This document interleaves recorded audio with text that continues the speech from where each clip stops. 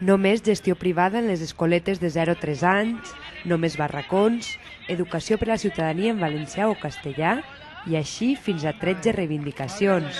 Són les demandes de la comunitat educativa a la Conselleria d'Educació i 13 també han sigut les flors que ha entregat la Plataforma per l'Ensenyament Públic al conseller Alejandro Font-de-Mora avui en el Dia del Llibre i la Rosa. L'únic que es podria parar la vaga seria una dimissió del senyor Font-de-Mora i que cal rectificar la seva política educativa.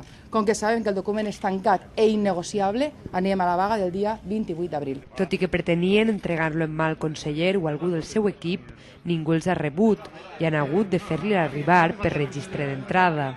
De tota manera, han visibilitzat una vegada més el seu rebuig a la política educativa del conseller i li han deixat clar que només el compliment d'estos 13 punts i la seva dimissió frenarien esta vegada la vaga general convocada per al 28 d'abril. Si després de la vaga el senyor Font-de-Mora creu que encara no té que dimitir, doncs continuem les mobilitzacions. Nosaltres no anem a parar.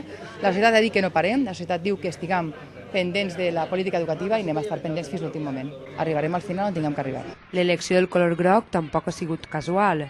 Simbolitza l'estat d'atenció i vigilància en què es troba la comunitat educativa front a les polítiques de la conselleria.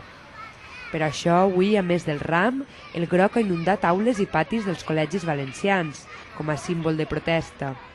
En esta escola que veuen, la Lluís Guarner de València, més d'un 50% dels xiquets i xiquetes han aparegut vestits de groc, i així arreu del país, al llarg del qual s'estan produint tancades i assemblees que continuaran fins al dia de la vaga dimarts que ve.